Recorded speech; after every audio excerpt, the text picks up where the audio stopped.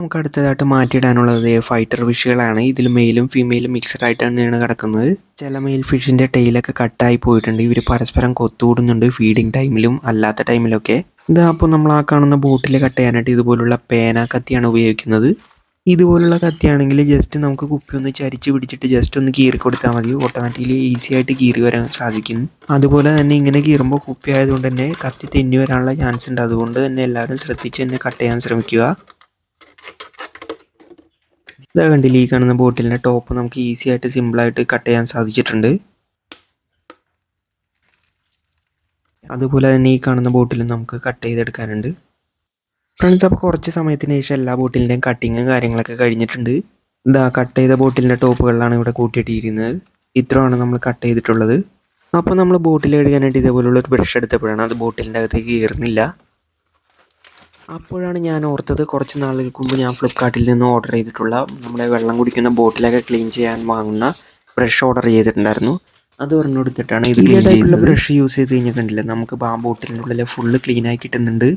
Friends, അപ്പോൾ ഈ brush നല്ല ക്വാളിറ്റി ഉള്ളത് തന്നെയാണ്. ഞാൻ ഇതുപോലത്തെ കുപ്പികൾ കുറച്ച് കഴുകിയിട്ടുണ്ടെങ്കിലും ബ്രഷിൻ്റെ നാരുകൾക്ക് കേടുപാടുകളൊന്നും സംഭവിച്ചിട്ടില്ല.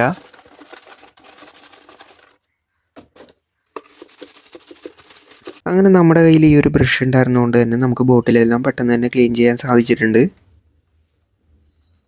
ഫ്രണ്ട്സ്, അപ്പോൾ ഞാൻ ബോട്ടിൽ നിരത്തി വെക്കുന്ന ഇതേപോലത്തെ ടബുകളിലാണ്. ഇതിലിപ്പോൾ 7 വെച്ചിട്ടുണ്ട്.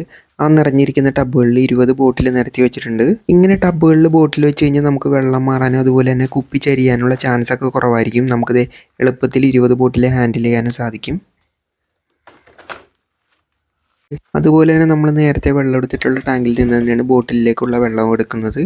നമ്മൾ ഇതിലെ കുറച്ച് ബോട്ടിൽ ഇങ്ങനെ ഇതുപോലെ ഒഴിച്ചു കൊടുക്കുന്നുണ്ട്.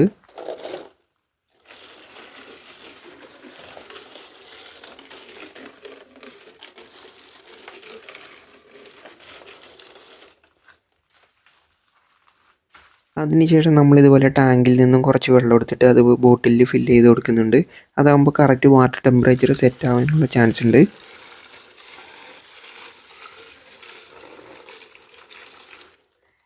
അങ്ങനെ നമ്മൾ ഈ കാണുന്ന ബോട്ടിലുകളിലെല്ലാം വെള്ളം നിറച്ച് വെച്ചിട്ടുണ്ട്. ഈ ടബിലും കുറച്ച് വെള്ളം വീണിട്ടുണ്ട്. അത് നമ്മൾ മാറ്റുന്നില്ല, കാരണം വെയിലുള്ള സമയത്ത് ഈ കുപ്പിയിലെ വെള്ളം ചെറുതായിട്ട് ടെമ്പറേച്ചർ മാറിക്കഴിഞ്ഞാലും ടബിലുള്ള വെള്ളത്തിൻ്റെ മാറാനുള്ള ചാൻസ് കുറവാണ്. അതുകൊണ്ടാണ് നമ്മളിങ്ങനെ വെച്ചിട്ടുള്ളത്. അതുപോലെ തന്നെ കാണുന്ന സ്ഥലത്താണ് നമ്മൾ ഈ ടബുകളൊക്കെ സെറ്റ് ചെയ്യാൻ ഉദ്ദേശിച്ചത്. പക്ഷേ നമ്മൾ ചെറുതായിട്ട് പ്ലാൻ മാറ്റിയിട്ടുണ്ട്. ഈ ടബുകൾ തൽക്കാലത്തേക്ക് നമ്മൾ ഈ ടേബിളിൻ്റെ മുകളിലാണ് വെക്കുന്നത്. അതാകുമ്പോൾ സൺലൈറ്റ് കിട്ടും, അതുപോലെ തന്നെ സൂര്യൻ്റെ ചൂട് കുറവായിരിക്കും ഈ സൈഡ്. ഫ്രണ്ട്സ്, അപ്പോൾ നമ്മൾ ആ 27 ബോട്ടിൽ ഇതേപോലെ സെറ്റ് ചെയ്ത് വെച്ചിട്ടുണ്ട്.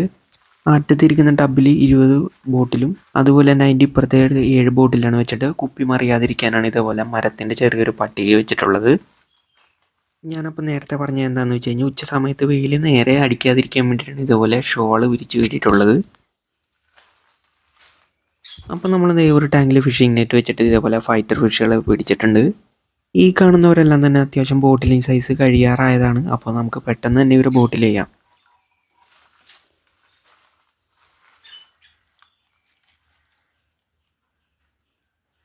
ഫൈറ്റർ ഫിഷുകളുടെ പല വെറൈറ്റീസിനെയാണ് നമ്മൾ ഈ ടാങ്കിൽ മിക്സ് ചെയ്തിട്ടുണ്ടായിരുന്നത്.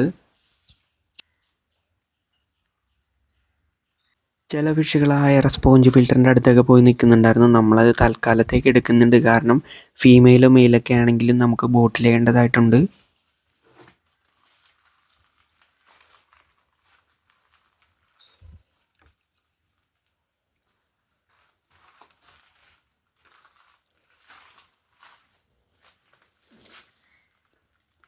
അങ്ങനെ നമ്മളിത് രണ്ടാമത്തെ ടാങ്കിൽ നിന്ന് ഫിഷിനെ എടുക്കുന്നുണ്ട്. ഇതുപോലുള്ളൊരു 5-6ഓളം ടാങ്കുകളിലുണ്ട്. അപ്പോൾ എല്ലാത്തിലും ഫിഷ് നമുക്ക് കളക്ട് ചെയ്തിട്ട് പല സൈസിനനുസരിച്ച് ഫീമെയിൽസിനെല്ലാം മാറ്റിയിടാം, അതുപോലെ മെയിൽസിനെല്ലാം ബോട്ടിലും ചെയ്തിടാം.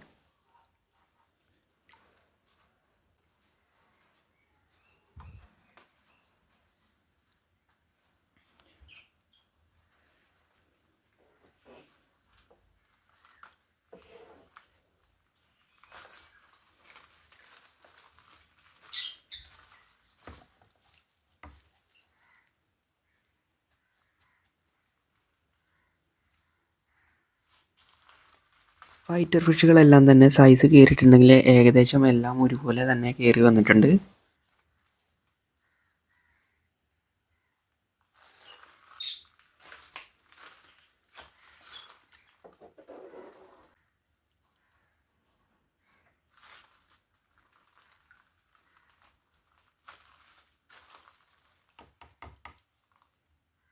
അങ്ങനെ 4ാമത്തെ ടാങ്കിൽ നിന്ന് നമ്മൾ ഇതേപോലെ നെറ്റ് വെച്ചിട്ട് ഫിഷിനെ എടുക്കുകയാണ്.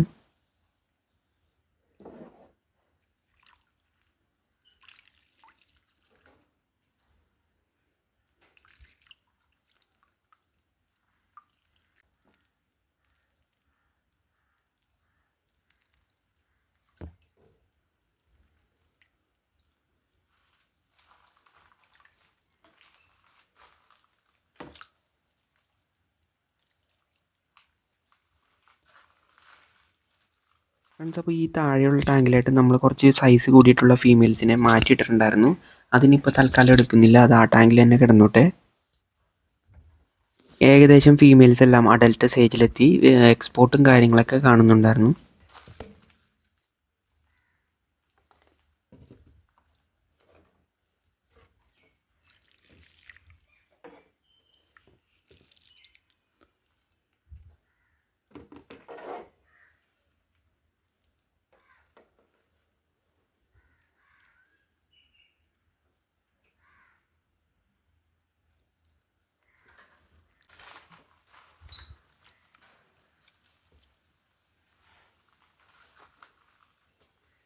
ഫ്രണ്ട്സ്, അപ്പോൾ അങ്ങനെ ലാസ്റ്റ് മീനിനെ നമ്മൾ കൊണ്ടുപോയി ടപ്പിലിടുകയാണ്. ഇനി ഇതിൽ നിന്ന് നമുക്ക് സൈസ് അനുസരിച്ച് മാറ്റിയിടാം.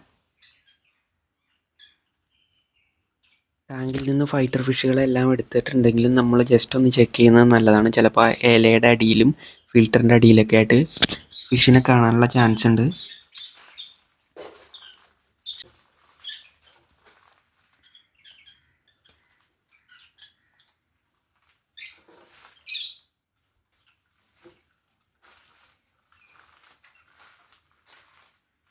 അതിനുശേഷം നമ്മൾ ഇതേപോലെ ഒരു തവി എടുത്തിട്ടാണ് ഫിഷിനെ മാറ്റുന്നത്.